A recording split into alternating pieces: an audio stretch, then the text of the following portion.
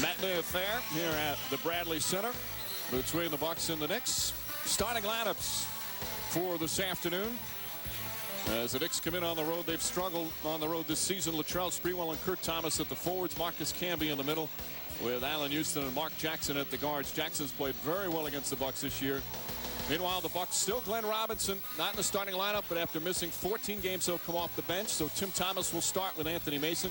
Joel Prisbilla starting to play well in the middle.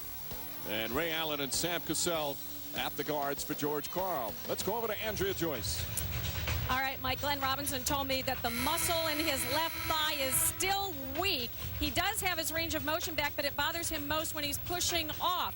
Now, even though he doesn't expect to be 100% today, he was very pleased with the way his shot was falling at practice yesterday, saying, as long as I have arms, I know my shot will be okay. The toughest part for Glenn Robinson has been sitting on the sidelines. He is so anxious to return, Mike.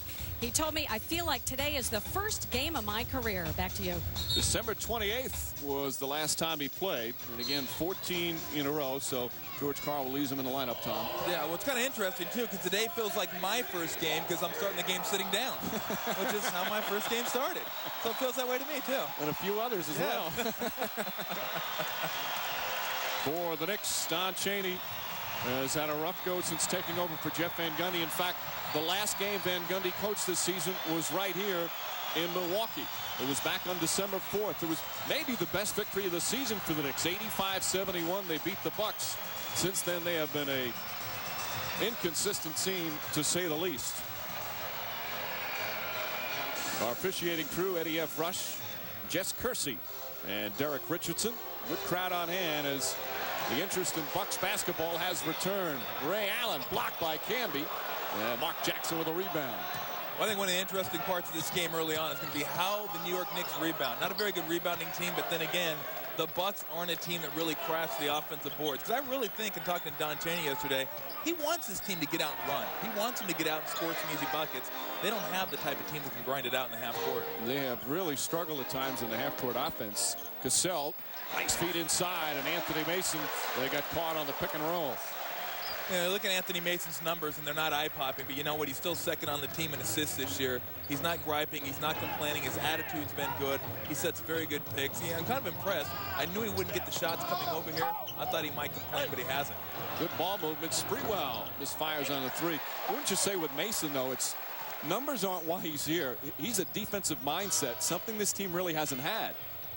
Oh, there's no question about it. He's been on defensive teams his entire career. He's there to add toughness and a physical presence inside. And he helped deflect that ball away right back to Tim Thomas, who on the second effort puts it in. But Mason's a big guy, too. Looks like he's even put on a little weight this year. Yeah, he's not in the best of shape. I'm going to say if he was in that Donner party, more of them would have made it. You know what I'm thinking? You think? I'm thinking they would have. I'm thinking it might not have been that big a deal after all. Cassell gliding Mason. Ray Allen spotting up for three. Allen misfires. Allen has been really struggling from three-point range. He was 0 for 15, or the team was 0 for 15 on Tuesday, and Allen was 1 for his last 16 from that distance. But when you struggle from three-point range and you take more than half your shots from out there, it affects your whole offensive game because now your driving lanes aren't open for you to get to the hoop. Allan Houston knocks down the three. Houston had his career high against the Bucks earlier this season at Madison Square Garden. That was back in January. He had 44 in a Milwaukee win.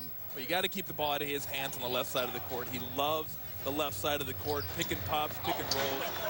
Kurt Thomas got a piece of that one. Knicks looking to push, as mentioned. Sprewell kicking it out. Sprewell left wide open, knocks down the three.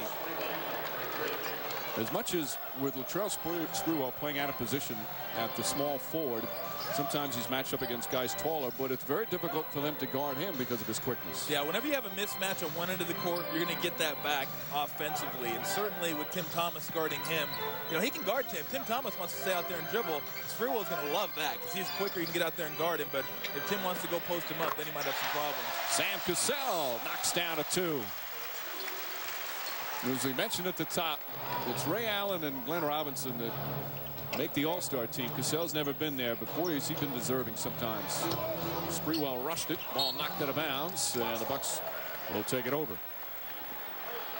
And you're going to see right here a nice little pitch and catch. Houston just, boy, tee that one up for me.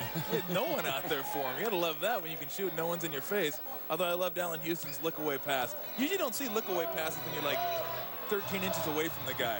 You're not really fooling anybody, but obviously I'm wrong. He fooled a whole bunch of people. No one even close. And that's what drives Anthony Mason wild. Mason gets inside, misses the layup, Canby the rebound. Mason's not happy with his teammates' lack of commitment on defense, and he's trying to get a mindset into them. Thomas. And Kurt Thomas knocks it down. He's coming off his best scoring game as a Knick, had 27 on Thursday night at the Garden against the Phoenix Suns. Przybilla and a foul. Cassell setting him up beautifully, and Joel Przybilla with a chance for a three-point play. Well, Sam Cassell has been involved in all the plays, whether make or miss. He's getting the ball to the right people. And you see the drive right here to the baseline. Przybilla does a real nice job at giving himself up right there on the baseline and the foul. Well, the guy wears number 6 in tribute to Bill Russell. I wonder if he snubbed autograph sneakers in tribute to Bill Russell as well. I don't know. He hits the three-pointer. I think he's very kind to the fans, okay. Tom. Just don't know. From what I've heard. Przybilla coming off one of his best games, a 14-rebound game. Houston passed down low to Kurt Thomas. Nice adjustment, and Thomas able to put it in. Well, that's a tough shot right there. I mean, that wasn't the greatest pass by Allan Houston, but he was able to catch and shoot in one motion and off balance. Ray Allen can't connect. Allen's been in a shooting slump the last 2 games, but it's not from lack of trying to work his way out of it. No, he's going to fire. But the one thing when you're a shooter, you keep shooting because you know sooner or later you're going to start making shots. But you'd like to get a layup on the break, a foul, get to the free throw line, get something easy to get your confidence back. Between practice yesterday and shooting around today, he's taken about 13,000 three-pointers. As Thomas can't put it in, ball knocked out of bounds, and the Knicks will get it back.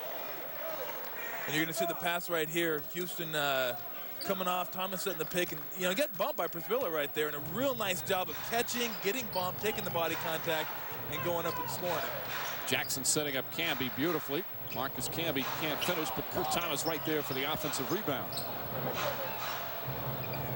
Jackson. Houston, another 3. Allan Houston is second from downtown. The Knicks have hit 3 of them, and they have a 6-point lead. Well, they're getting too good of looks. The guys are getting too open, and Sprewell and Houston are getting too good of looks at the bucket. When you realize, okay, those are the 2 guys that can beat us. Those are the 2 guys we have to keep from getting the big numbers. And right now, they're on their way to getting big numbers, and that's a way they can win the game. Mason with 8 on the shot clock. Sprewell on him. Mason just going to barrel his way in for an easy 2. Smart recognition from Anthony Mason. And smart recognition from Sprewell, too, getting out of the way. He didn't want any part of that. And I don't think I would either.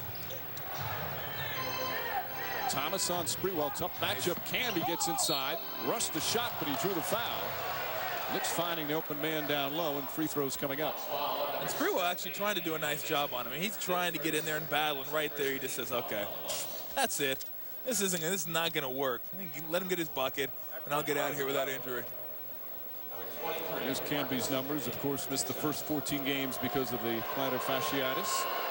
Knocks down the first. Want to remind you to log on to NBCSports.com for in-depth coverage of the NBA. Check out Bill Walton's latest mailbag, which includes a look at whether one of the current Knicks might become the team's next head coach. Please email Bill your NBA questions, all at NBCSports.com. My guess is he's probably, although you never know with Bill, he's probably thinking about Mark Jackson. I don't want to know what's in that mailbag. I'm sorry. It's just mail. That's all. Przybilla gets inside. Mason, count it, and 1. Marcus Camby put a hand in, and Anthony Mason with a chance for the 3-point play. Well, he's always been a player who's been very good inside, very crafty inside, able to use both hands. Przybilla right there slips the pick and roll, getting underneath, nice little left-handed pass, and then in one motion. And it was a pass that set him, whoa. Strangest free throw in the NBA. It's funky. He's had an odyssey over the years of the different styles. Well, I think when Don Nelson coached him in New York, he got that one-handed style. Right. And then it's kind of like the clutch and grab. It's like Jim Furyk up there at the line or something like that. Houston hits another. Allan Houston off to a terrific start. He's got 8 points. Knicks lead by 5. We're just past the midway point of the opening period. Mason. Allen on a rebound. And that's what you need. That's what you need to get you going. A little easy bucket. Get an offensive rebound, lay it back up. Now you got your 2 points. Now you get one in the hole. Maybe you start stepping out and feeling a little better about yourself. He's going to defend down the other end as Allan Houston off to a good start. Misfires that one. Tipped out of bounds. Last touch by Kurt Thomas. And the Bucks will take over. Knicks start off shooting well, 54% from the field, while Allen continues to struggle in a 3-point game. Knicks by 3 in the early going. George Karl in his 4th year in Milwaukee. Last year, the team won 52 games and lost to Philadelphia in the Eastern Conference Finals in 7 games. And Karl is looking forward to building on that, but he feels the momentum is not carried into this season. I don't think we ever got a good ride out of last year. And to be truthful with you, that's the norm rather than the exception. Same thing happened when I was in Seattle, you know, the first time we had success. The next year, we got complacent more than got excited.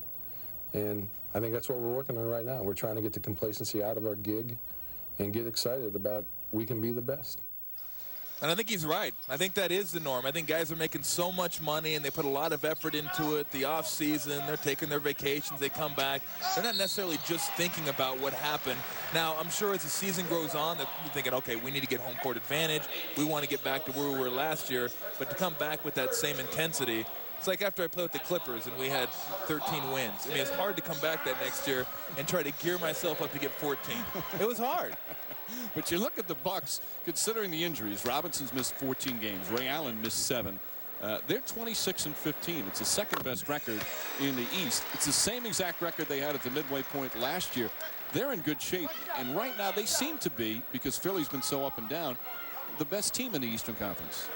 Well, I would say New Jersey is probably the best team in the Eastern Conference, just the way they're playing. And Kidd means so much to that team. I mean, you want to talk about a guy you love to play for as a player. He'll find you when you're open. He can post, he rebounds, he plays D. But they got as good a shot as any. Full zone defense here from Milwaukee. That last foul was on Sprewell, his first. With the zone, you always want to try to get the ball to the middle of the court. Always try to get it to the middle, and that's where you find your guys open. Canby, the offensive rebound, rushed the putback. Sprewell nearly tipped it in, but Mason comes away. Anthony Mason, of course, spent some time in New York, was a big part of their success in the 90s. Tim Thomas misses, and Jackson was a good rebounding point guard. Tried to thread the needle there, but Cassell deflects it. And Glenn Robinson will return. He's missed the last 14 games with a left thigh bruise and gets a nice ovation from the crowd. And interesting who he's coming in for, too, Prisbilla. So they're going to go with a smaller lineup. Anthony Mason probably going to play the 5, unless they're going to stay in that 1-2-2 zone that they put in there.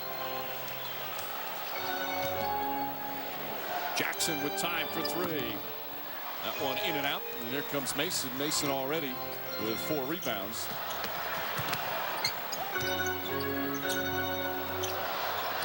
Allen trying to get on track. Nice move inside from Ray Allen. Explosive finish. You think of him, a lot of times you think of him, okay, this guy's a 3-point shooter. He's soft. He won't take it. But he'll take it and throw down on you. If you don't get up on him and you crowd him too much, he has the explosiveness enough to get to the hole. And when he gets there, he's not just going for a layup. Nice D. But commits the foul. Wide-eyed at Jess Kersey. And Houston will shoot 2. And you watch him, Thomas right there. He just turns the corner. And you're thinking, he might just try to lay you. No, he's not going to just try to lay it up. Houston to the line now as Ray Allen picks up his first personal. Allan Houston's made his last 24 from the line. He's shooting 87% for the season, one of the best in the league. And he's averaging a career high, but he, like the Knicks, have been inconsistent. He's had some marvelous games, but he's also had some games where he has not brought the level of the team up to win. And obviously when you're so many games under 500, that's a big problem. Yeah, the one thing that jumps out at me with Allan Houston is his shooting percentage, right around 44%. I mean, he's better than that. He's a better shooter than that. But because he's being asked to score so much, he's probably taking a lot of shots that maybe he shouldn't be taking. Ray Allen misfires again. Allen now 2 for 6 from the field.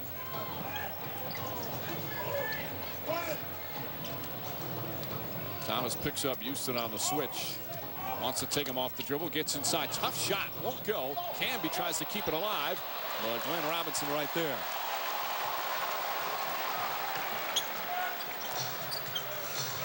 Robinson looking to post up Mark Jackson on the switch. You got to clear out. Let him have his room down there.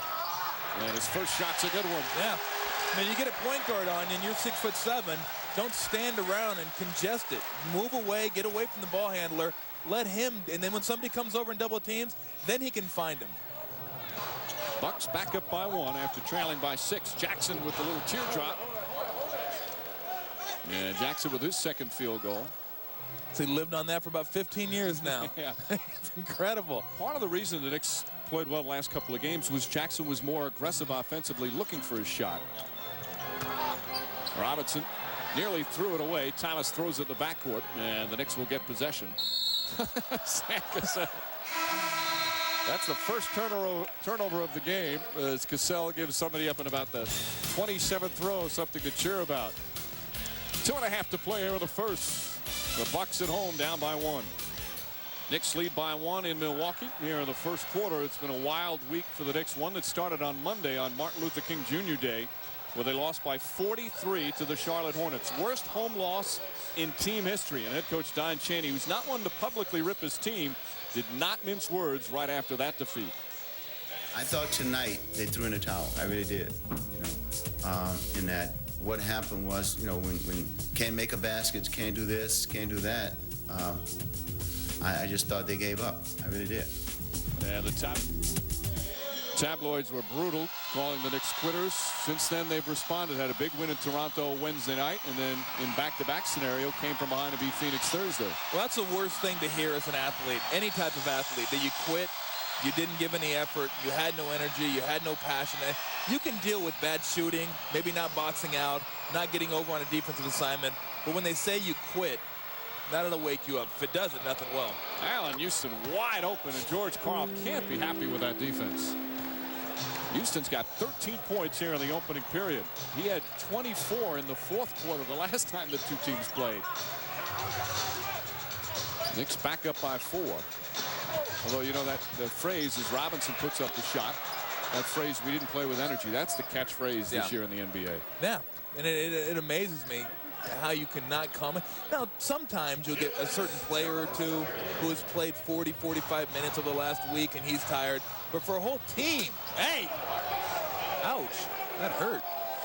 Just came in and Irvin Johnson said, I can't. Oh, Allan with a turnover. A little stunned after the Canby dunk.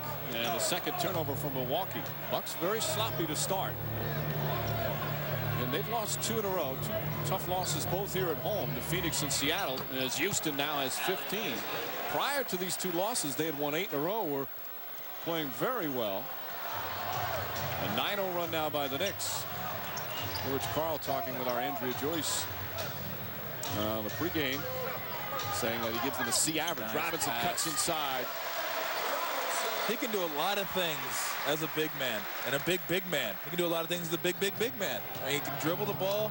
Remember when with New York being a point forward, handling the ball, bringing it up the court. You've seen him already do it a couple times here.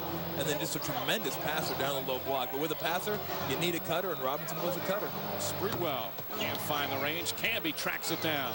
A lot of great hustle by Canby. He's just tracking balls down, not waiting for them to come to him. Irvin Johnson throws it back. Sprewell, though, has it. It's stripped by Ray Allen. You see a little bit of the intensity being picked up now by Milwaukee. A 6-point Knick lead. Robinson gets by Sprewell. Tie looked pretty good that time. That's a real nice move. That's a rusted move right there. To get by Sprewell, there wasn't a lot of room on that baseline, and then use the rim as a shield. Get up under a pump fake, go up under a nice bucket on the other side. Robinson has the last 6 points for Milwaukee. Now we'll see Houston seeing some double teams. 2 on the shot clock. Sprewell not aware. He's not going to get it. Oh, just gets it off in time. And Anthony Mason, good boxing out, grabs his 5th board.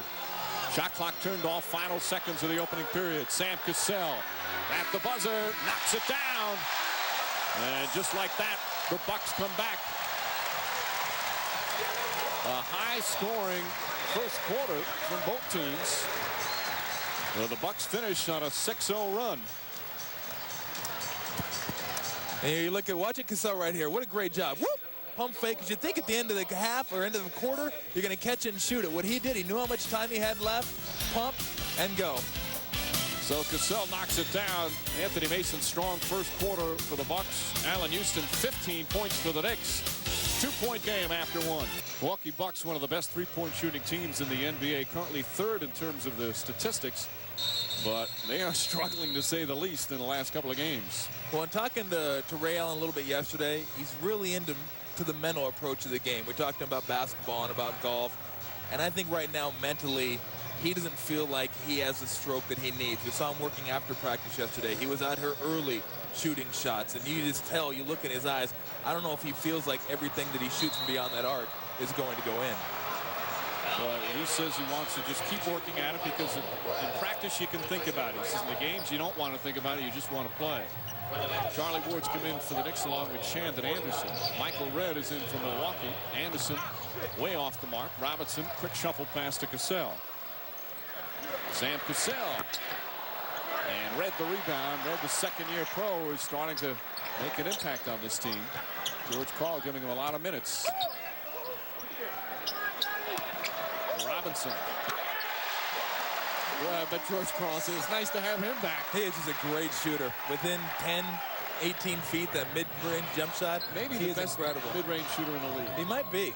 I mean, he is just flat out, and he can get his shot off. He has a great release point, so even when you're right in his face, he's able to get a look at the bucket. Houston spinning. Where do you get your points from now? If Allan Houston isn't going to get you the points, who gives you the points from the Knicks right now? That's not the kind of shot they want.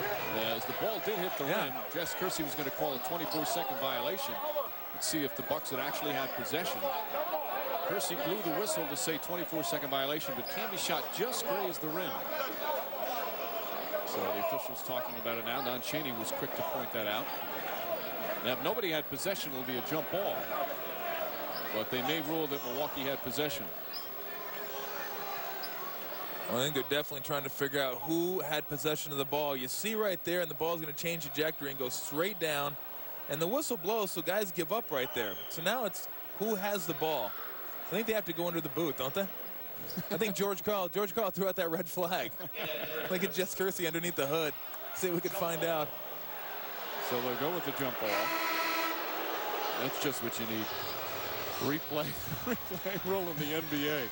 But clearly hit the rim. But Don Chaney saying that Chandon Anderson was the one that was able to secure the rebound, so he feels it penalized for a referee mistake. Well, that's a bad tip. The tip it to Michael Redd, who is open. But when you have the tip, you want to get to a place where you have two guys squared off right there, and you can tip it between them and let either one of them go get it. And Houston draws the foul on Glenn Robinson. Robinson picks up his first, and Houston will go to the line as Darvin Ham will check in for Anthony Mason. Well, give Allan Houston credit for getting open and getting the ball. You see the pump fake right there, but the Bucks have to do a better job of not letting him get the ball in the first place. They have to deny him the basketball and realize he right now is their only legitimate scorer. You have to keep him from getting the ball. There you see Houston's consecutive streak. It's the first. Reminder coming up next, game 2 of our NBA doubleheader. Karl Malone and the Jazz against Chris Webber and the Red Hot Kings. Jazz and Kings. Game 2 of our NBA doubleheader coming up next on NBC. Knicks 5 for 5. We'll check that 6 for 6 from the line. They lead by 2. Just over a minute gone by here in the second, along with Tom Tolbert and Andrea Joyce. Mike Breen on hand at the Bradley Center. Looks like it might be another sellout.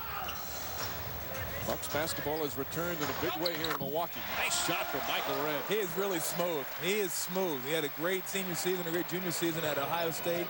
Came out last year, didn't play a whole heck of a lot, but this year with the injuries, George Karl has asked him to step up and play. And when he's played, he's done a tremendous job. Kurt Thomas off the deflection. Redd was a non-factor this year. He was in at times at crunch time, especially with the injuries. As Robinson hoists one up. Maybe good boxing out, and the Knicks come away. That was one I'm catching and I'm shooting it. I'm just going to find a way to get this shot off and see if I'm hot. And that was a bad job right there. Irvin Johnson, you got to step up. When you get the pick and roll there, you have to step up. You can't leave your guard hung out to dry and let their best shooter get an uncontested jump shot. Especially when he's feeling it. Houston, 19 points here in the first half. And we've only played about 14 minutes. Robinson draws the foul on Charlie Ward. Ward picks up his first, and Robinson will shoot 2. We watch right here the pick and roll, and Camby sets a pick, and I mean Irvin Johnson's got to be able to step out and contest that shot a little bit, because that was too easy a look.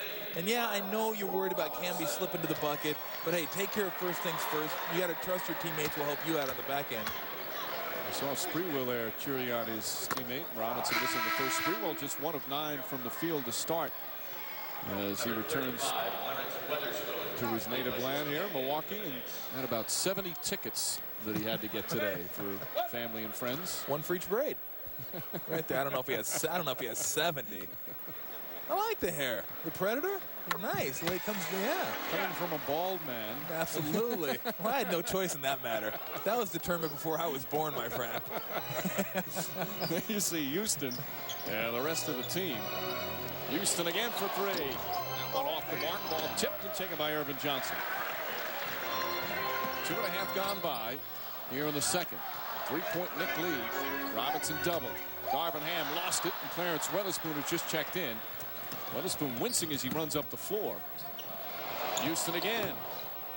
That one in and out. Houston upset with himself. Yeah, I mean, he is just getting really clean looks right now.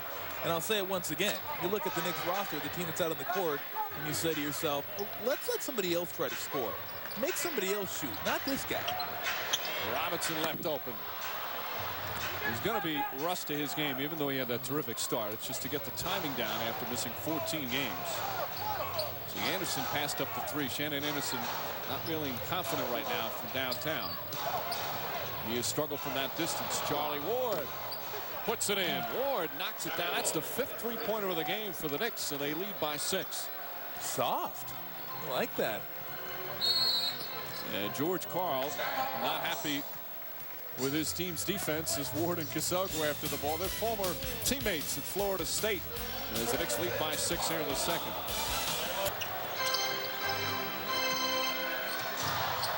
Ray Allen trying to get on track as Camby kicks it out. Shot clock's at 18, so it will remain there. Knicks this year have not been a good road team. 5-15 away from the Garden, whereas the Bucks have been very strong at home. They were 13-2 at one point, and then, as we mentioned, lost the last 2 this week to Seattle and Phoenix. But still one of the best home records in the NBA. You always want to go into the All-Star break with some momentum, too. You want to go into the break feeling good about yourself, not wondering why we lose last 3 out of 4. Great defensive play by Sprewell. Here comes the angry dunk. Oh, dang. And a clear path foul is going to be called against Thomas. In that instance, he's probably better off just letting him get the layup, because now Sprewell will get 1 free throw, and the Knicks will take it out of bounds. And he cheated us, too, out of the angry dunk. I always enjoyed the angry dunk by Sprewell. Just the face contorts and he gets up, and I definitely cheated us. But that's a situation where maybe he didn't want to see the dunk. He kind of lose sight of the fact that he's going to get a shot and the ball out of bounds, and he just kind of short circuit there for a second. Sometimes those kind of dunks can ignite a player or a team. So from that aspect, maybe not a bad foul. Sprewell will take the 1 free throw, and now the Knicks will inbound. We changed that rule a couple of years ago in the clear path, so you get possession after the 1 attempt. 6-point Knick lead. They've led by as many as 8. Bucks have led by 2 at one point. Neither team pulling away here in the first half. Shot clock has now been reset to 21. Just over 2.5 remaining in the second. Well, maybe Thomas figured, hey, I'll give them the free throw, but they still have to score. They have to score to make it worthwhile, and they don't. There you go. Cassell on the steal, and Robinson lost a handle. Camby tried to block it.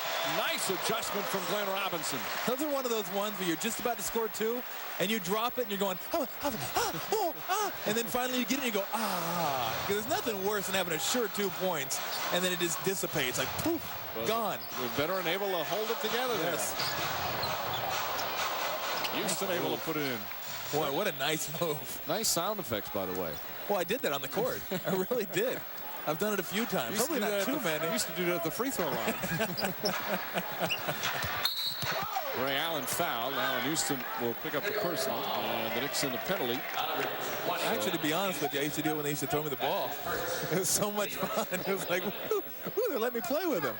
You see right there, that was nice. And you notice the double step right there, too. 1, he pivots, he turns, and then he stops and goes. It was a double pivot. He turned and saw himself he had the open.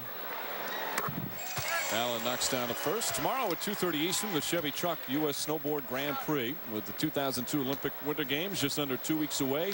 America's best snowboarders will flip, twist, and spin in the half pipe for the chance to compete in Salt Lake City. That's the Chevy Truck U.S. Snowboard Grand Prix tomorrow, 2:30 Eastern, right here on NBC. Those guys are nuts, man. I want to try snowboard one of these years. Look, like everybody keeps telling me, you're going to break your wrist. You're going to break your wrist if you snowboard. So maybe I won't. Allan Houston puts it in again. Houston now with 23 points. Houston 8 of 12 from the field. We got a mismatch down there. Ray Allen. Camby gets right up. Terrific hustle from Marcus Camby as the Knicks will get it back. Allen had a wide open jumper, but Camby came out, and that's been one of the problems for the Knicks. They haven't closed out. Well, that's just a situation, and you watch right here. I mean, this is pretty good defense. The pump fake, jump into the body, that is not an easy shot, but he's feeling so good about himself right now that everything looks like a good shot. Houston fires again, knocks it down. Another three-pointer for Allan Houston. He's got 26 here in the first half, and the Knicks lead by 9. Yemeni. Like I said, you may want to deny the basketball and not let him catch it in the first place, because when he catches it, he's in range. Ray Allen inside, pretty pass to Tim Thomas. So Ray Allen struggling shooting the ball again, finding the open man. 7-point Knick lead under a minute to play in the second. Yeah, I wonder who they're going to try to get the ball to. I'm going to take a wild guess here. I'm your color analyst for the day. Allan Houston, hey, how about that? There's the double team, though. Dangerous pass nearly taken by Robinson. Shot clock down to 3. Sprewell hoists it up, and he knocks it in. Sprewell hasn't shot well, but he's got 12 points. And the Knicks back up by 9. So 2-for-1 action here. Mason, tough rebound from Anthony Mason. Now you go for one. Now you hold up and go for one and don't let them get a... And a foul on the three-point attempt. Or you know you're going to get fouled so you get 3 free throws. Right there, I mean, there's only about a 2-second differential between the shot clock and the game clock. And in those type of situations, I mean, my feelings are, don't let them get another shot. Do not let them, because even right here, if you make 2 free throws, they can go down and hit a 3 and they've grabbed momentum again. Make sure they do not get another look at the bucket. Foul on Camby, as you see his second. Robinson, as we said, missing 14 games with the thigh injury. Has got himself 14 points here in the first half.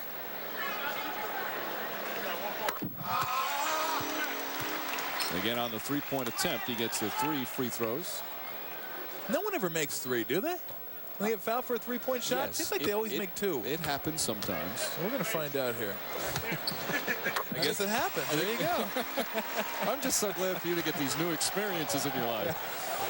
Well, now this is a situation where I would think if you're the Knicks, you got a 6-point lead, you have the momentum. Let's not shoot the ball until we absolutely have to and make sure we get the last shot of the half. The Bucks, if you don't score, that's okay, but do not give the Bucks an opportunity to score. 2 former Olympic teammates going at each other. Off balance shot that time. Irvin Johnson has it.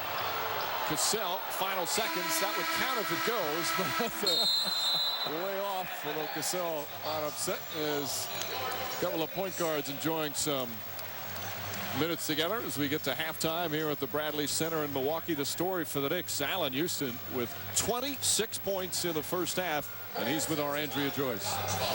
All right, thanks, Mike. Allan, what is it about this team that seems to bring out the best in you? The last meeting, 44 points already, 26 in the first half here. I don't know. I just kind of take my time against this team. You know, we just try to do a good job of moving the basketball, and I'm just, you know, fortunately, I'm the recipient. You guys have been up and down recently in your ability to close out games. What do you need to do to sustain this lead in the second half? It's up to our intensity, how we move the basketball, and just continue to play together. But it really comes down to our intensity. All right, good luck in the second half. Thanks. Back to you, Mike. So the big first half for Allan Houston. Meanwhile, Glenn Robinson in his first game back since late December. 16 points for the Milwaukee Bucks. And Ray Allen continues to struggle, just 2 of 9 from the field. Halftime, Knicks lead by 6. Stay tuned for Ahmad Rashad, Jason Williams, Pat Croce, and Mike Fratello in our Olympic studios in Salt Lake City. You're watching the NBA on NBC. Milwaukee. The Knicks lead by 6. I spoke to George Karl coming out of the locker room about defensive adjustments for the second half. He said they'll try Tim Thomas on Allan Houston to try to slow him down. He also feels like the Bucks have been giving up too many second chance baskets. Rebounding is the key for the second half as well. Back to you guys, Mike. All right, Andrea, in that first half, Knicks out rebounding George Karl's team 23-21, including 8 offensive rebounds. Knicks are not a good offensive rebounding team, so that's not a good number from Milwaukee. I think the scary part if you're Coach Karl is this team scored 57 points and only shot 43.8% or 44%. I hate when I got to put the decimal in. That just sounds dumb. Jackson. We call 44. You can call it 44. Feed inside to Camby, and Camby fouled by Przybilla. Camby felt the contact and just flipped it up. And Mark Jackson with a good pass. And there you see some of the numbers. Knicks, of course, lot from out on the perimeter. Allan Houston, a big part of that, with 4 of 5 from downtown. Knicks from the free throw line, a perfect 10 for 10. Camby, of course, missed the first 14 games with that plantar fasciitis, and it's been acting up lately, and he has not been effective, but he's playing. And some might say, what's the big deal? But for Camby, it's a big deal because he's had a lot of injuries in his career, and sometimes it's been questioned if he plays hurt.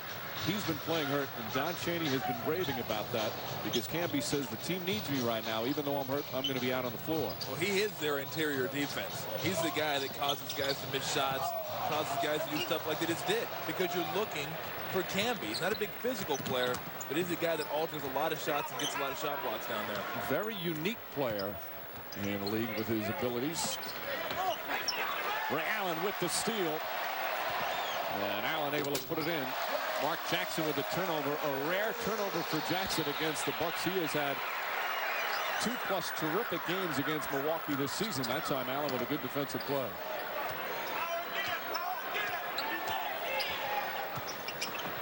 Sprewell, quick shot.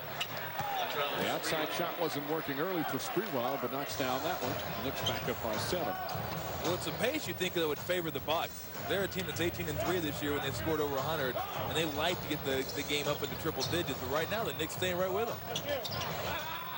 Mason on the hitch. Przybilla the rebound. Shoot it. Jeez. Sam Cassell way off the mark. Bucks right now just not shooting the basketball the right way.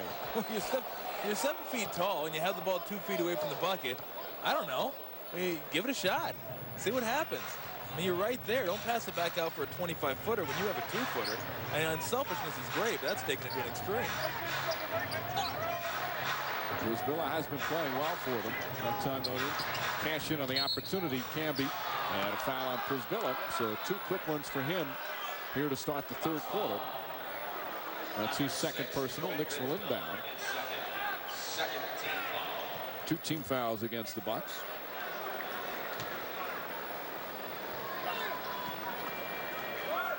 Thomas on Houston now, and the length of Tim Thomas alters that shot. Yeah, he's a guy, 6'8", get out there, and he can affect the shot a lot more than some of the smaller guys that have been guarding him, and he can make it tougher for him to get the ball.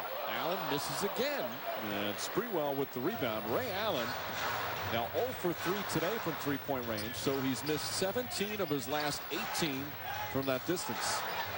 Cassell on Sprewell, so George Karl mixing up the matchups a little bit to start the 3rd.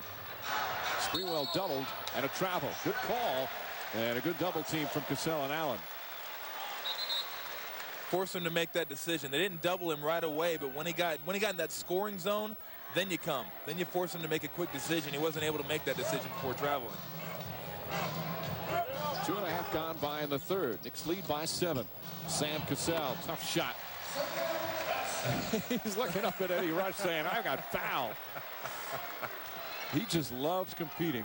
We were saying this yesterday, and we've said this before, that if Sam Cassell wasn't, he had a 9-to-5 job. He'd be in about 3 or 4 rec leagues, play outside ball on Saturday and Sunday mornings.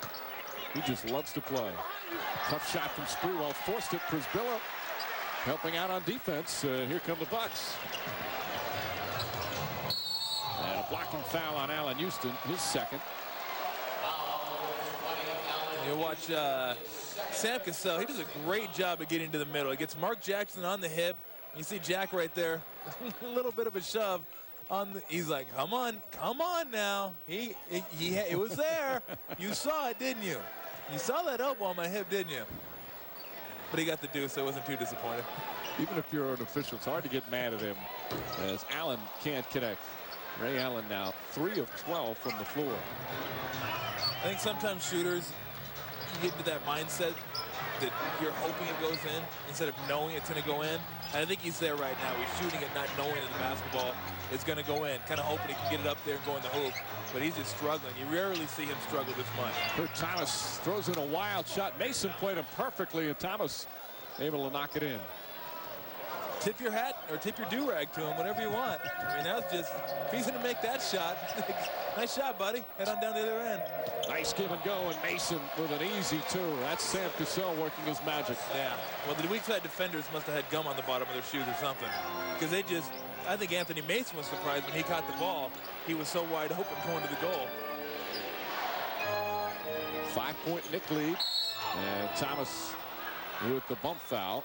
That's going to be number 3 on Tim Thomas, 3rd team foul. And watch what Cassell does right here. Go for the shot. Well, that was a walk in the park right there. That was a nice pass by Cassell, but once Mason caught the ball, no defense, no resistance. Kurt Thomas late coming over.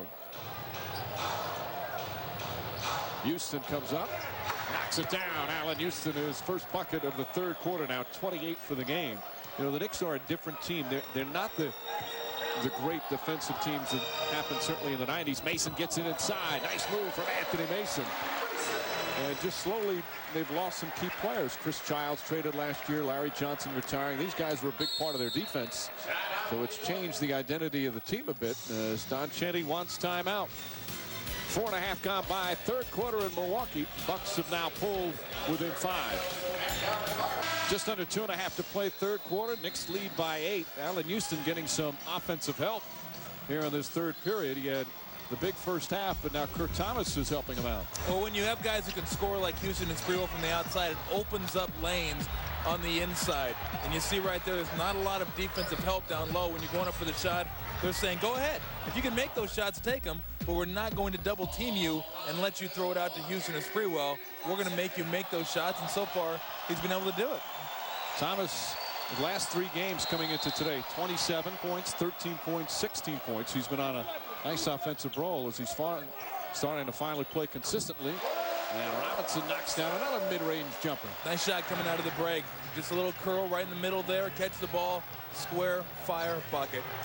He's got 20 in his return. Got a real nice ovation in the first half from the fans when he first came in the game. He came off the bench today. Thomas again. Quick turnaround shot. Not that time. Rushed it. Irvin Johnson the rebound. Well, that shot's there for him if he wants it. Anthony Mason's not long enough to get up and really affect his shot.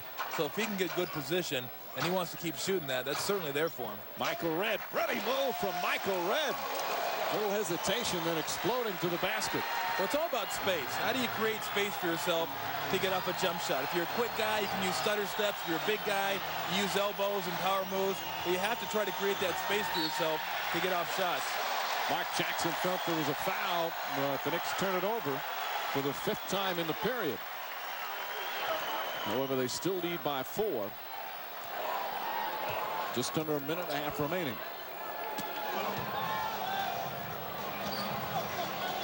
Canby trying to help this time. Sprewell, it's a tough matchup on the defensive end. Robinson just clearly can shoot over him. Yeah, what happened is you get the ball down low and Canby comes over and double teams, but he just reestablished himself. He passed it back out, Canby left. Sprewell's got to try to at least 3/4 or move him off the block. He reestablished position, then just got it and turned around and right over him. Robinson now guarding Sprewell. 8 on the shot clock. Canby makes his move. Nice move inside, but he doesn't finish. And a loose ball foul is going to go against the Bucks and Sam Cassell. His enthusiasm is contagious. Well, right there, Canby had come over and double teamed. So Robinson pitched it back out to Cassell, but he just went and reestablished himself, and Sprewell didn't fight him for that block. You have the double team come over. You don't want to let him just immediately reestablish, and that's exactly what happened. Jackson 9 assists in the game. This is his first free throw attempt. And both teams kind of strange weeks. The Bucks earlier this week had an 8-game winning streak, then they dropped 2 in a row. The Knicks had an 8-game losing streak and have won 2 straight. Both teams at the midway point in terms of record. The Bucks, the identical record they had last year after 41 games. The Knicks have 9 less wins, as it's still going to be Buck ball. Really? I came off Cassell's knee. Kurt Thomas yelling at Eddie Rush. Well, let me see that. I know that rocketed right off Sam Cassell's knee, and Jackson did not. It didn't look like he touched that ball. I'd be upset too. Coming down the court right there, you're going to see go off the knee. Yeah. Yep. That only missed Jackson by about 3 feet. Eddie Rush missed that call. Didn't want to hear from it as Camby commits the foul down low. Jackson still talking with Eddie Rush, but Rush doesn't even want to listen to him. And Jackson's the type of player, he doesn't make it a point to continue on something unless he's pretty certain about it. Yeah. Well, I want to know what Eddie Rush would have to say. I mean, where does he? I want to know where he thinks Mark Jackson touched the ball, because that was apparent. That was very clear. And then it was 2 feet away from him, a good 1.5 feet away from him. And not only do they get the ball back, what do they do with it? They get points out of it, or maybe get points out of it. Gamby picks up his 3rd foul. 35.6 seconds remaining. Cassell with his normal all-around game. Knicks have led by as many as 8 here in this period. Currently a 3-point advantage. The Bucks have quieted Allan Houston. He had 26 in the first half, has just 4 in the 3rd quarter. Michael Redd on him right now. Jackson for 3. Camby comes flying in and gets it out to Jackson. What a great play.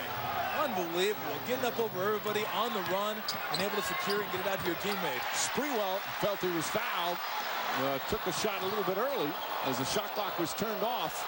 Pass deflected by Houston. Jackson heaves it. It'll count if it goes. And manages to hit the backboard.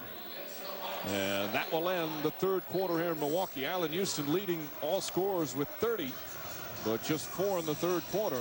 Glenn Robinson, meanwhile, his first game back since December the 28th, has come up big with 22 points. 4th quarter coming up next. The Knicks lead the Bucks by 3. We'll be right back after these messages and a word from your local station. You're watching the NBA on NBC. This one's been close throughout here at the Bradley Center. Neither team with a double-digit lead. As right now, the Knicks have 3-point advantage as we begin the 4th. Michael Redd. Robinson inside. Nice left hand. Redd sets it up with a penetration, though. And it'll be interesting to see what happens if and when the Bucks can take the lead, because the Knicks have had the lead for the preponderance of the game. What happens now if you're the Knicks? They've closed within 1. They've been able to hold them off.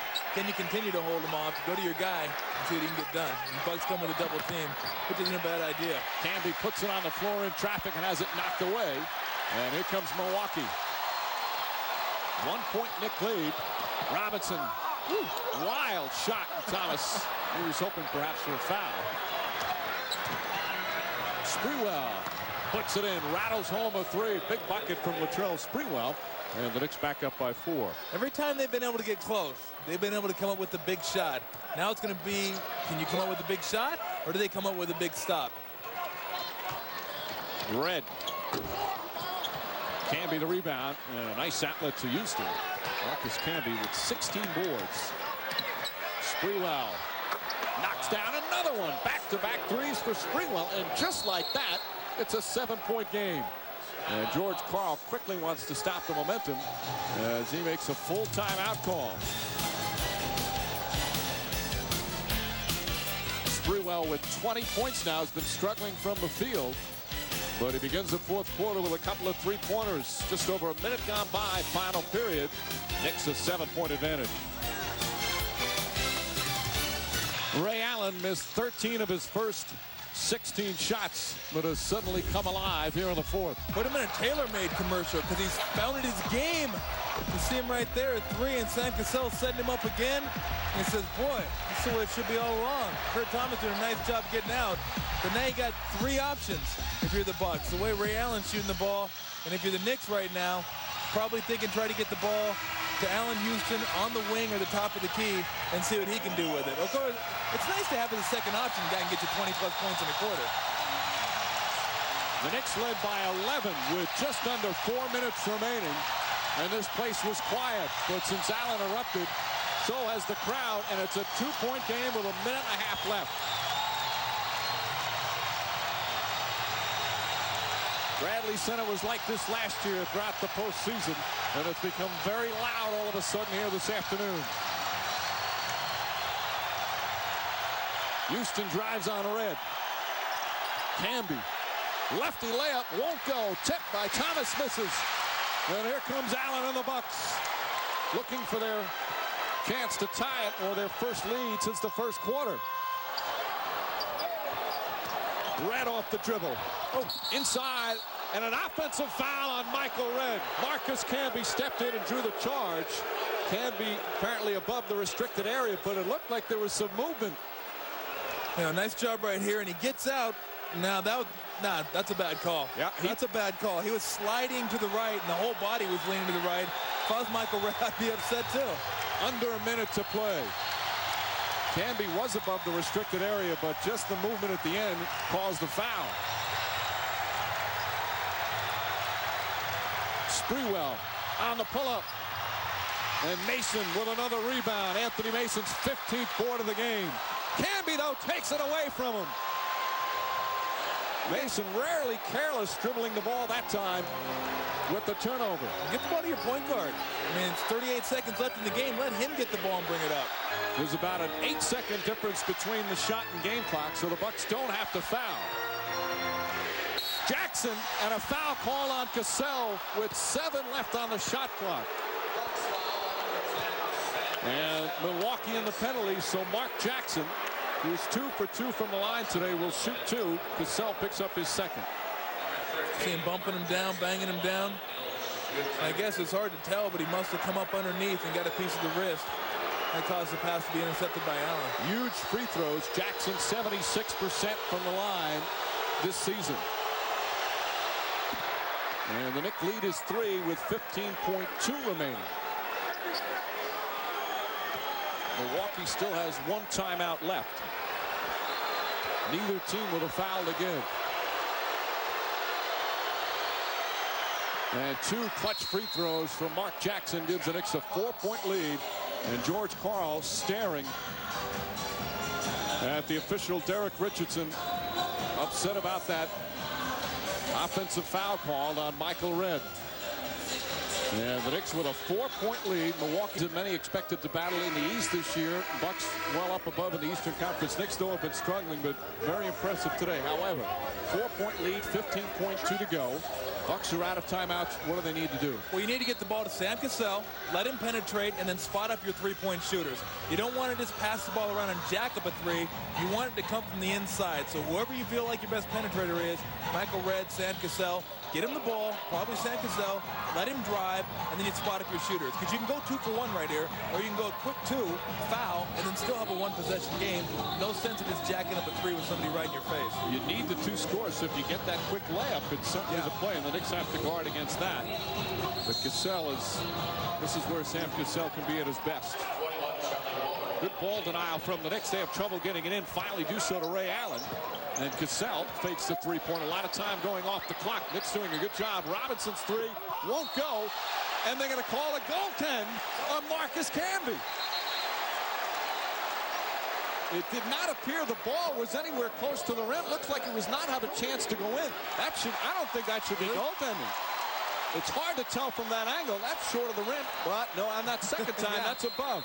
I think that may have grazed the front of the rim. Now, certainly that ball was not going in the hoop, but just the mere fact you put your hand up there and grab it before it has a chance to hit the rim, that's going to get you 3 points if you're the Bucks. A key on a goaltending call, if it doesn't have a chance to go in, then it should not be goaltend. But that one was going to hit the rim. Yeah. And you can never tell off the bounce, so that's a good call. Well, exactly. That ball probably wasn't going to go in, but we use the word probably.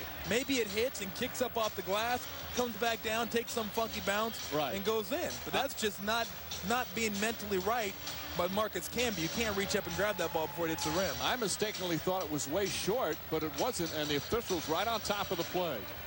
So a goaltend on a 3-point attempt from Robinson. Camby with a mental lapse there, and it's a 1-point game with 7.2 remaining. So the Knicks will inbound. The Knicks still have 1:20 timeout. The Bucks will obviously try and deny the inbounds pass. For the Knicks, it looks like they're going to have to hit some free throws before this one's over. And even if they hit a couple of free throws, the Bucks could tie it. The only problem for Milwaukee right now is they are completely out of timeouts. So it's not like they can, after the Knicks shoot free throws, get the ball down in their front court. Well, I think first and foremost, if you're the Bucks, you double team Allan Houston. You don't let him get the first pass coming out of the inbound. Then as soon as anybody else gets it, you immediately foul. Don't single up Allan Houston. He is their best free throw shooter. You know that's who they're trying to get the ball to. Put two guys on him. Then when someone catches it, you hack immediately. And there you see the free throw shooting. Knicks with some good free throw shooters out there, except for Marcus Camby. Camby will stay out on the floor.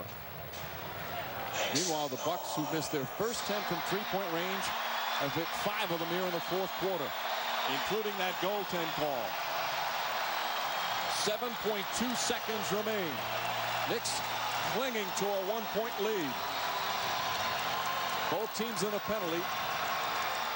So any Milwaukee foul will put the Knicks on the line.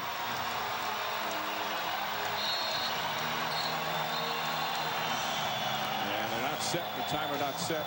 Eric Richardson making sure that Jackson has the ball. Mason guarding the inbound pass. Smart move, have Mason do that. And the Knicks have to use their 20-second timeout. Good ball denial from the Bucks. Now the Knicks are out of timeouts and now must get the ball in. Did a great job. Houston actually tried to go low and then come back off the screen and get high, and they just switched it. And that's what you do in this situation. You know who they want to get it to. You're going to deny. You're going to take two guys if need be to keep the ball out of Houston's hand. You see other guys can shoot free throws on this team. Sprewell, Thomas, although Jackson's inbounding the ball. And ideally, you'd like to have the worst free throw shooter catch it. You're probably not going to get that, but at least keep it out of the best free throw shooter's hands. The guy that's made 26, 28 in a row, do not let him get to the free throw line. Which Houston has done. But a key move here from George Karl, putting the wide body Anthony Mason on the inbounds, making it very difficult for Mark Jackson. So we'll try it again. 7.2 remaining. Knicks by 1. Both teams now out of timeouts. Both teams in the penalty. And both teams desperate for a victory. Houston has it. And a foul call on Ray Allen. George Karl screaming. And the reason was because Allan Houston was in the front court, and then when he caught it, moved into the back court. You're allowed to go into the back court to catch it, but you have to establish position in the back court first. And Houston had not done that. Well, the key is here, did he have possession in the front court before he goes to the back court? See him catching the ball right there? Boy, that's tough. Because everything has to be in the front court. And you see the pass right there, and he... Now, I'm not sure if they're saying that foot was on the line, so everything was in the front court, but I know what George Karl's saying. Meanwhile, Houston, who's hit 28 consecutive free throws, has 2 clutch ones right here with 5.2 remaining. Knocks down the first. Bucks again are out of timeouts. Let's take one more look. You have to establish position in the backcourt, and it didn't appear he had. Again, you can go in the backcourt, but if you're established back there, that's okay. But Houston had front court position. That was a rule they just changed this year where you're allowed to go into the backcourt on that particular situation. But again, the key is establishing it. So a 2-point Knick lead. This is a very big free throw. Houston puts it in. Bucks out of timeouts. Final seconds. Ray Allen looking up. Foul. Gets a great look at it. And it's good! Ray Allen ties it with 5/10 of a second remaining. What a finish here in Milwaukee.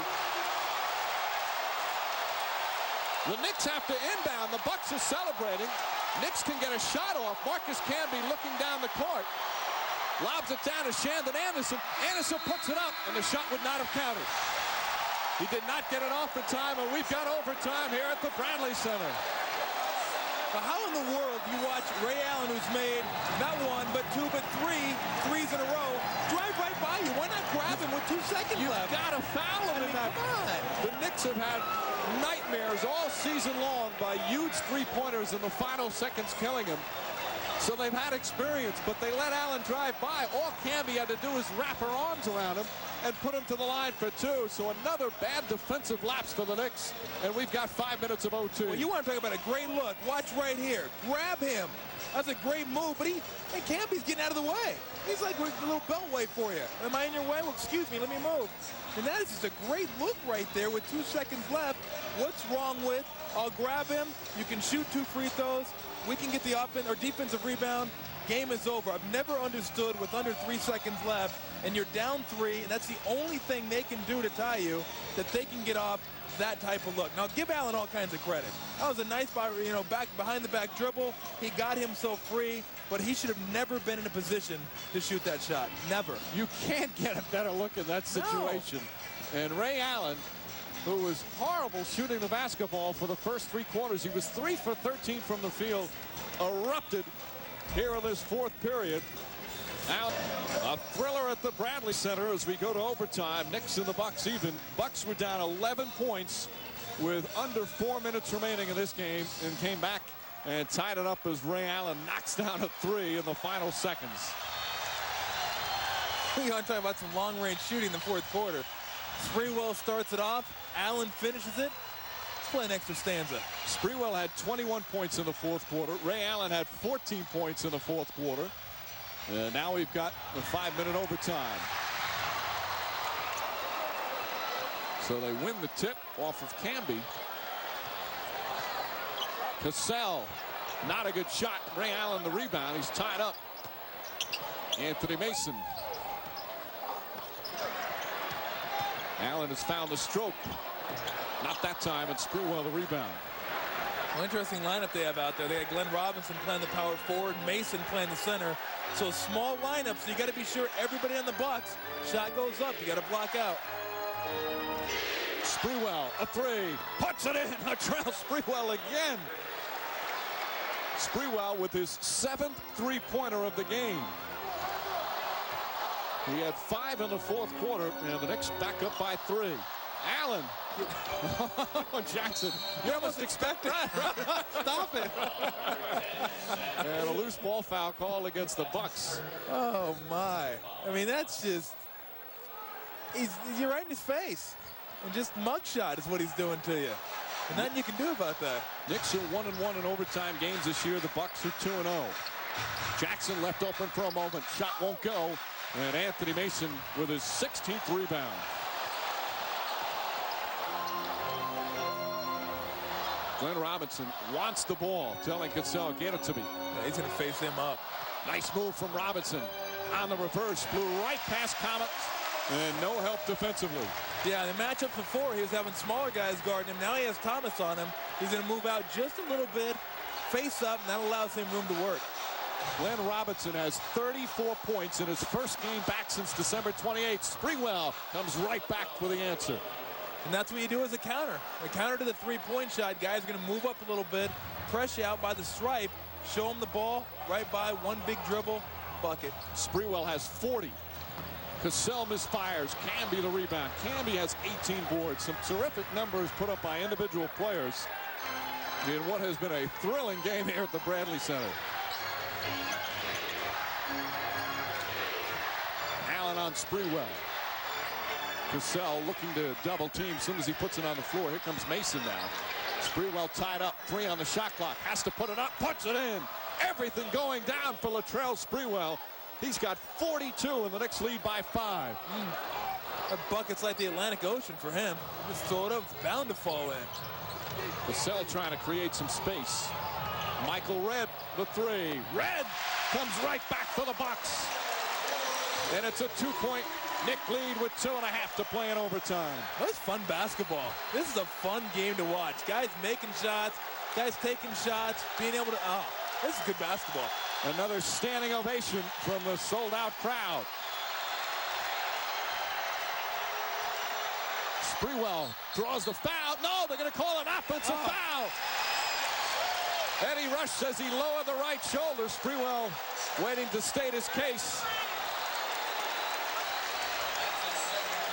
And Sprewell saying that's a horrible call. He's doing it in a calm manner. I don't know. He's trying to draw the fouls, what he was trying to do, jumping in to Ray Allen. And generally, that's a no call, if anything else. Usually they won't give that to the offensive player, offensive foul. So that's a tough call to go against you. 2 minutes remaining in overtime. Knicks lead the Bucks by 2. Allen trying to find some space. Sprewell pokes it away and comes up with a steal. Sprewell going at Michael Redd. Kurt Thomas tip won't go. Thomas again lost it. Jackson picks it up and he'll bring it back out. Allan Houston, that's a 3. No go. And Mason with a rebound. Here come the Bucks trailing by 2. Cassell ties the game. Sam Cassell with a big shot.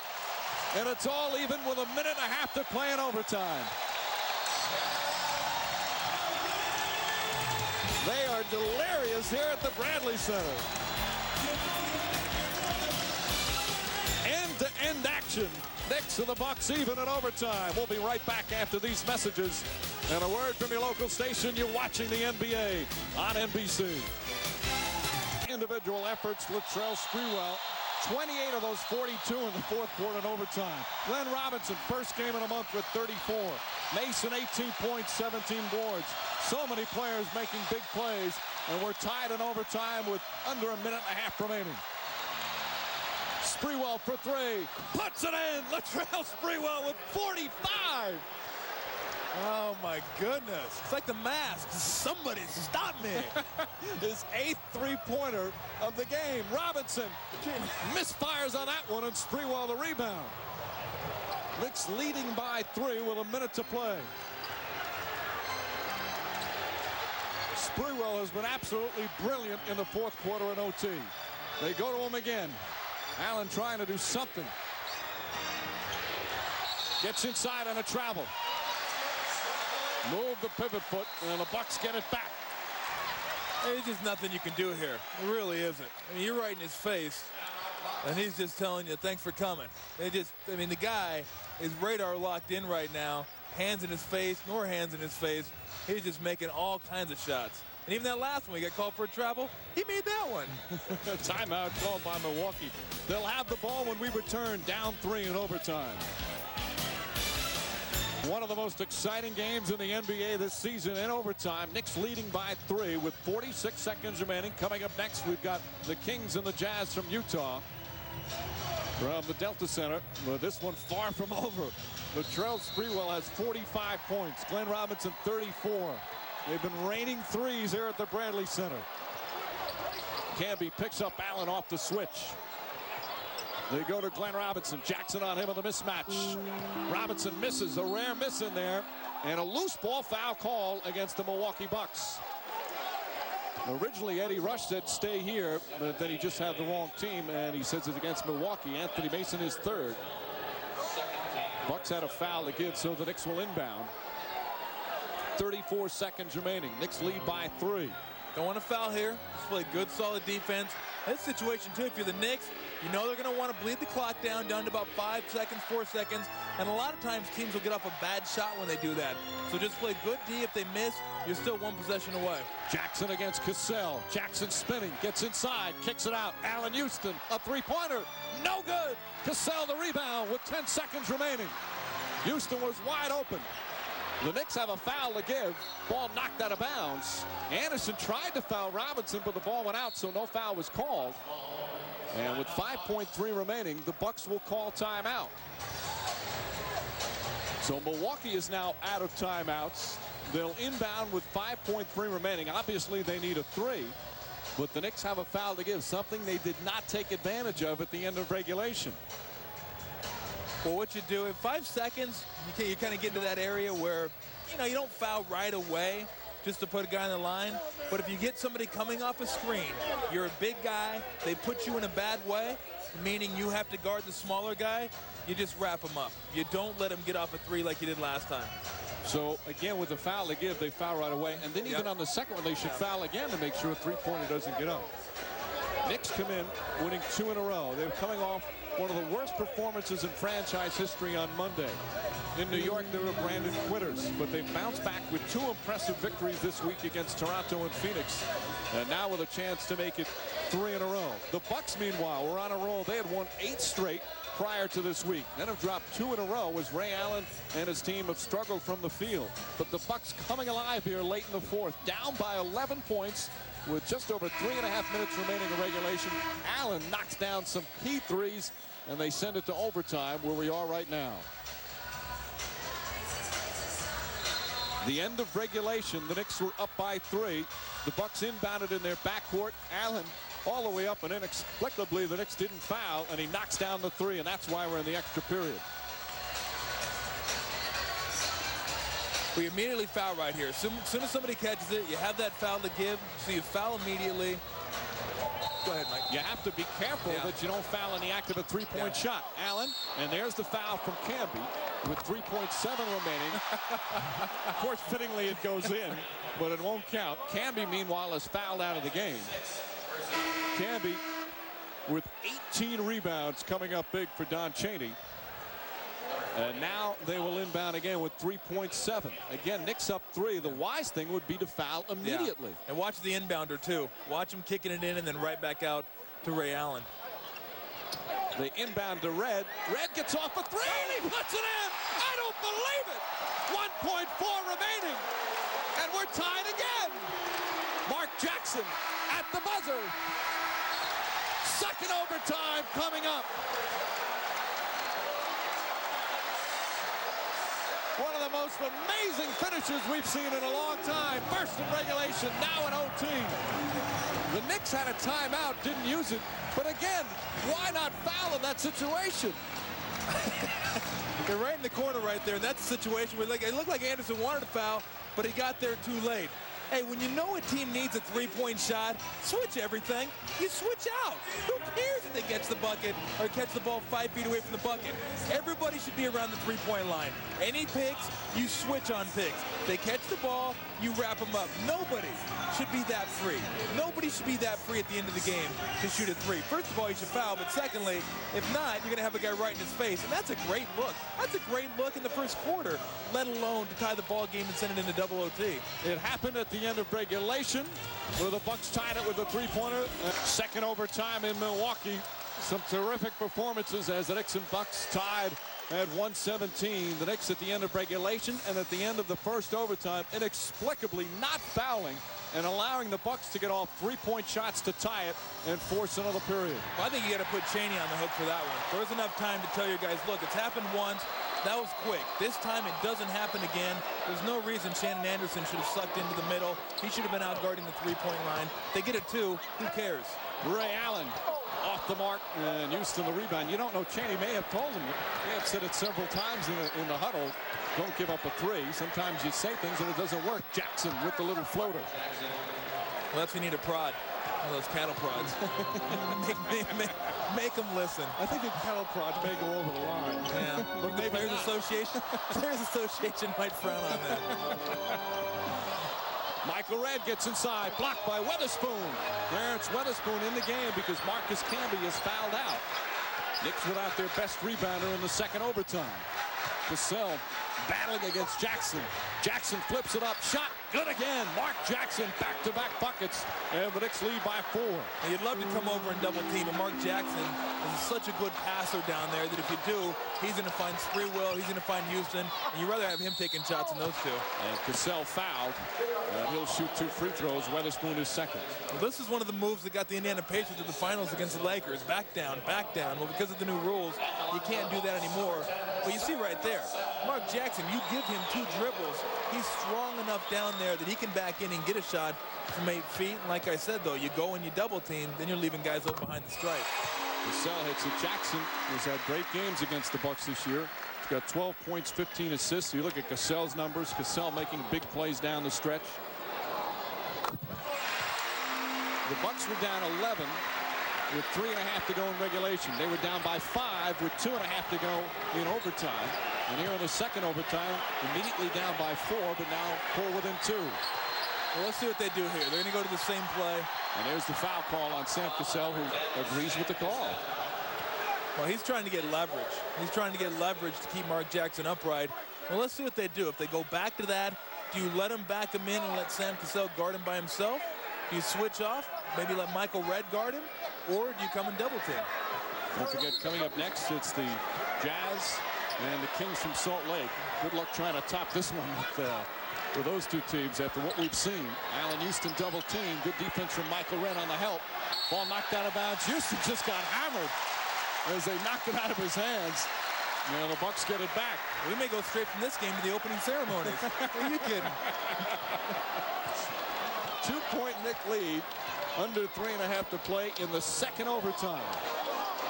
Mason against Weatherspoon. Ray Allen.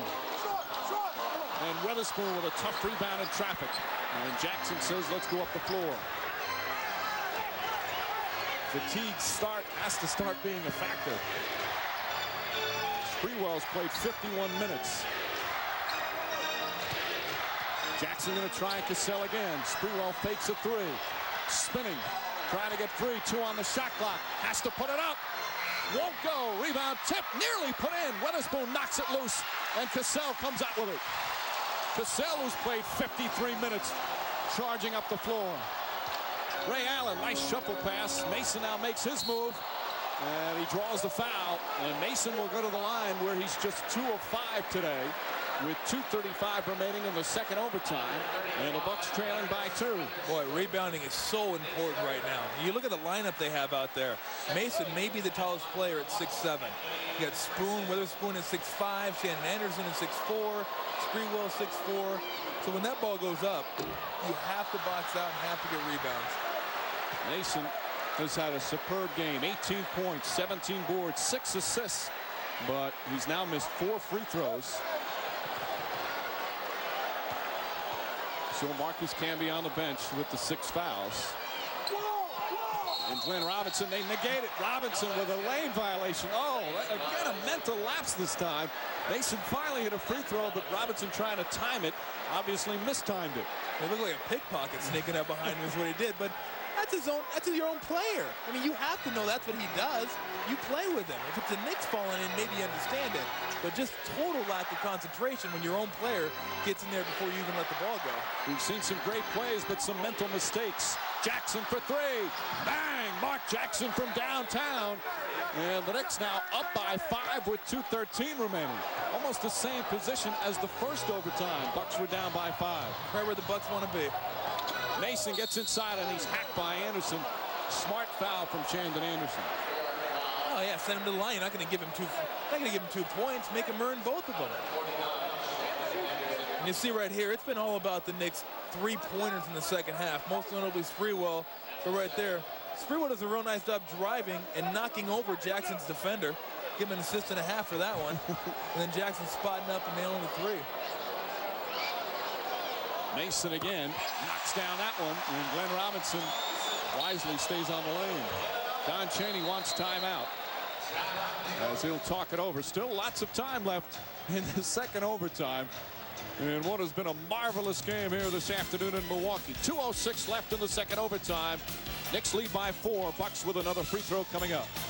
Fans certainly have received their money's worth here this afternoon in Milwaukee. Knicks leading by 4 here in the second overtime. Still lots of time left as Mason will shoot a second free throw. The Bucks have not had the lead since the first quarter. They've tied it several times, obviously, but have not been able to get the lead. Mason comes back. Well, that'll tell you something about Mason. Comes right back and knocks down 2 free throws. Sticks his tongue out as he backs up the floor.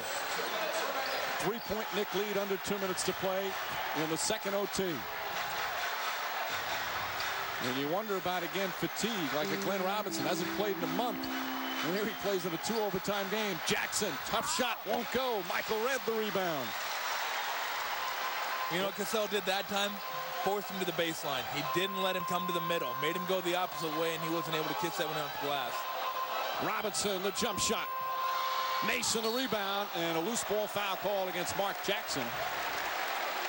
That's going to be his 3rd.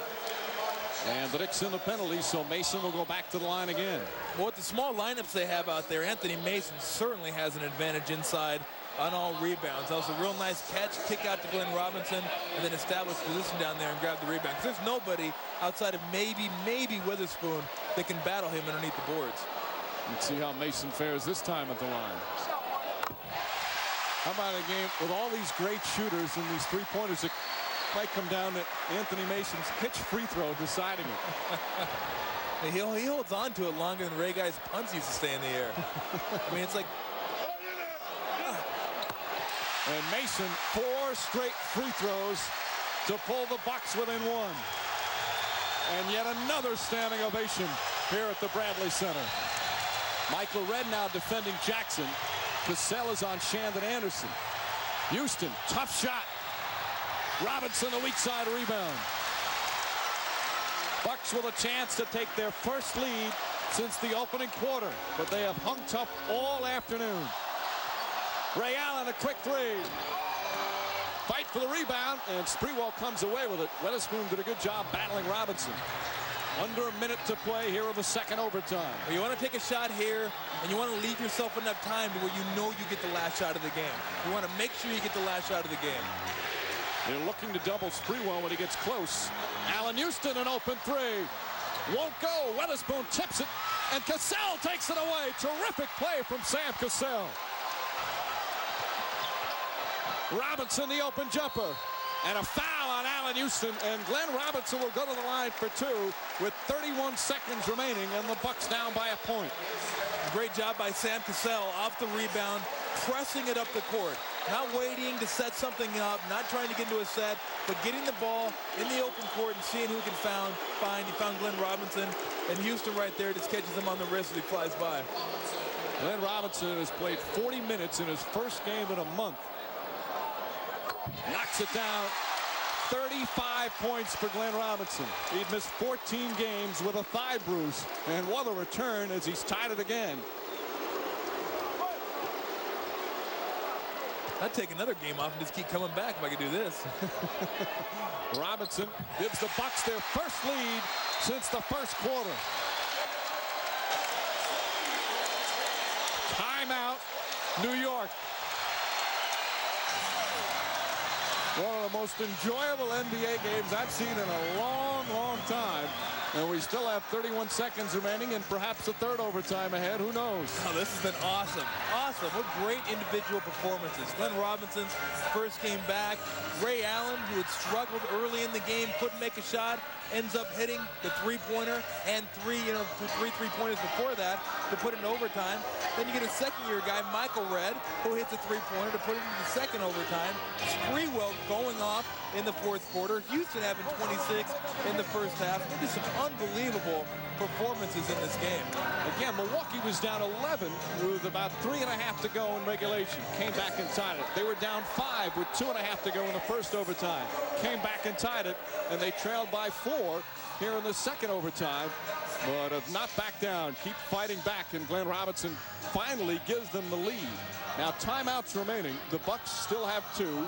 The Knicks have 1. Fouls to give. Milwaukee has a foul to give, as there's 31 seconds left on the game clock, and obviously 24 on the shot clock. But the reason we're in overtime is because of the 2 3-pointers. This at the end of regulation. Ray Allen splitting the defenders and hit it with 0.5 of a second remaining. And then Michael Redd at the end of the first overtime. And as we said, inexplicable how the Knicks did not foul and force him just to take 2 free throws. Well, especially the second one, Mike. The first one, maybe, you can use the excuse. It's open court play. He's coming down. You're not really sure what you want to accomplish. But the second one, off the inbound, with Camby fouling out, you have time to think about what you want to do. To even let him get off a 3 the second time, after they already did it to you once, is unexplainable. Kurt Thomas comes back in. Shandon Anderson will sit down. Sam Cassell right now on the bench. Well, that's because they want Michael Redd guarding Mike Jackson. They don't want Mark Jackson getting the ball on the right wing and dribbling and posting. Michael Redd's a bigger guy. They feel like he can handle him down low. 7-second difference between the shot and game clock. Allan Houston. They look for Sprewell. Sprewell with Darvin hand. Shot clock down to 9. Sprewell wants to make the play. Sprewell makes the move, pulls back, fires, puts it in. Latrell Sprewell puts the Knicks back on top with 9.9 remaining. His 9th three-pointer of the game, and the Knicks lead by 2. 48 points for Latrell Sprewell. It's just unreal. I'm not so sure if I'm Glenn Robinson, if I back off, and they had him double teamed, but that's just a jab step, and Darvin Ham has to respect that. So he respects that. He backs off. He didn't really back off. He thought he was driving. You see right there. Boom. I mean, just a great jab. Jab, pull it back.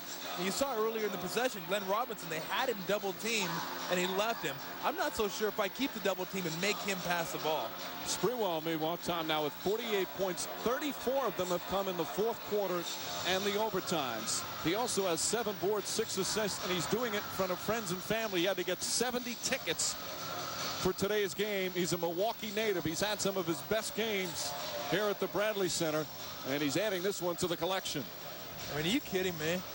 I mean, not only to be able to hit the 3, but be able to stop, squeak the sneakers, bring it back, pull up, and hit it. That's incredible. That 9th three-pointer ties a Knicks team record for most threes in a game. John Starks once had 9 for the Knicks. The Knicks have hit 15 three-pointers as a team. Sprewell, meanwhile, he had a 49-point game in an overtime loss to the Boston Celtics, now a 48-point game. The 15 three-pointers also ties a Knicks team record for most threes in a game. But this one is far from over. Now you decide whether you want to go for the win or maybe go for the tie and play another one. And you got 2 options, I think, right here. You get the ball into Cassell's hand, or maybe you try and get Glenn Robinson on a post-up against a guy like Anderson who he can handle down there. Knicks this time with no fouls to give. Bucks will inbound on the 28-foot line with 9.9 remaining. You'd expect them to look for Allen. Sprewell gets right up on him. Robinson sets the screen. Allen makes the move. Back for Robinson. Has a good look at it. Puts it in with 3.2 remaining. Glenn Robinson ties it up, and the Knicks will call timeout. Glenn Robinson, 38 points in his first game in a month. Welcome back, big dog. Unbelievable. Big shot after big shot after big shot after big shot. So the Knicks will inbound when we return. Second overtime in Milwaukee. 3.2 remaining. Bucks and Knicks all tied up. These two teams have played nearly 58 minutes, and it's still tied. Knicks will inbound. Bucks here have a foul to give with 3.2 remaining. That's very important now for Milwaukee. Jackson tries to get it in. The Weatherspoon. Weatherspoon puts it up, and a foul call. Darvin Ham fouled him in the act of shooting. Ham again, a mental mistake, and Weatherspoon will shoot 2. And not even a foul going after the ball. He just pushed him in the chest. You knew he had on his mind, it's obvious, a foul to give, but just the wrong time. As Weatherspoon got the shot up, and Weatherspoon will shoot a couple of free throws. Weatherspoon 82% from the line this season. This is his first free throw of the afternoon, and he knocks it down. Knicks by 1 with 1.9 remaining. And mentally, that's where you got to be focused right there. You got to think to yourself, okay, we got a foul to give, but it's Clarence Weatherspoon shooting the shot. Let's make him shoot the shot, see if he can win the game. Bucks still have a timeout left, so if Weatherspoon hits this, they can advance the ball to the front court. Weatherspoon, 2 clutch free throws. And the Knicks up by 2 with 1.9 remaining. You know, Tom, we've had, as we said, some extraordinary individual performances, but there's also been some real key mental mistakes from both teams. Yeah, well, certainly the threes that the Bucks got off to tie the game, and then that one right there. You have in your head, we have a foul to give, we have a foul to give, we have a foul to give. In that situation, though, you see who catches the ball, and it's Weatherspoon. And it's clear he's going to take a shot. You don't even need to get up and necessarily challenge that shot like you would Sprewell or Houston. You let him make it. Let him take that shot, because in essence, why would you foul anyway? Because then they could inbound and get it to Sprewell or Houston. So make him win the game. Of course, the only reason we're in the second overtime, this was at the end of regulation. Knicks up 3. Ray Allen in the final second, 0.5 of a second, hit that one. Now at the end of overtime, Michael Redd nails that one to send it into the second overtime. And here's Latrell Sprewell with his 9th three-pointer of the game. Glenn Robinson comes right back to tie it. But then the mental mistake from Darvin Ham, and Clarence Weatherspoon hits 2 free throws. Now you see both teams completely out of timeouts, and both teams in the penalty. With 1.9 remaining, you see they're in the second quarter in Utah as the Kings leading the Jazz. That game coming up next. This is one of the most thrilling, heart-stopping games you can imagine, as the Knicks and Bucks have gone all out with some great individual performances. Well, watch Ray Allen starting down on the block. See if they try to get a pick for him. You have enough time to catch and take a dribble now. You don't have to catch and immediately shoot the ball. You have almost 2 seconds. They look for Allen. Shandon Anderson trying to deny. Mason looking to find somebody. Gets it to Michael Redd. Redd puts it up at the buzzer. No good. And the game comes to an end. The Knicks with a huge road win in just a thrilling, extraordinary game here at the Bradley Center. Redd had a pretty good look, but for once, a big shot didn't go down for the Bucks. And they suffer their 3rd straight loss at home, whereas the Knicks, all of a sudden, with a 3-game winning streak. This is awesome, Mike. Are all the games like this? It's going to be great. I can't wait. And you watch Redd right there. Good job. Knows he has time to dribble. Leans in. Just off. Almost shocked. Great win for the Knicks and Latrell Sprewell, who's standing by with Andrea Joyce. All right, Mike Latrell, it looked like you were determined not to let your team lose. First of all, for you, how do you explain that offensive explosion that started in the 4th quarter? It started late in the game. You know, I hadn't really been shooting the ball that well, but late in the game I got going, hit like 3 or 4 threes in a row. And I'm a streaky shooter, so when I get going, I can just get on the roll. You guys lost an 11-point lead late in the 4th quarter, battled through the first overtime, and then win it in the second. Is this a game the Knicks could have won a week ago? Well, I mean, we were disappointed with the way we ended the game, no doubt about it. It was a horrible finish. We couldn't get the stops when we needed to, but the bottom line is Jack took over in that second overtime, gave me a little rest, and, guys stepped up and made plays when we had to. You guys now have 3 wins in a row. What was it that helped you guys pull out of that 8-game losing streak? Was it anger, frustration, or embarrassment? I think, we were really backed into a corner. No one really believed in us, and we just said, hey, we're going to try to stop this thing. And all it takes is one win, and the one we got against Toronto, I think, set it off. And right now, we're just, trying to keep the win streak going. 3 wins in a row. How things change in a week. Congratulations. Thank you. All right, back to you, Mike. Thank you, Andrew. After suffering through their longest losing streak in 15 years, the Knicks have turned it around with 3 straight wins led by Latrell Sprewell with 48 points. Just a spectacular game here at the Bradley Center. The final score in double overtime. The Knicks defeat the Bucks 129 to 127.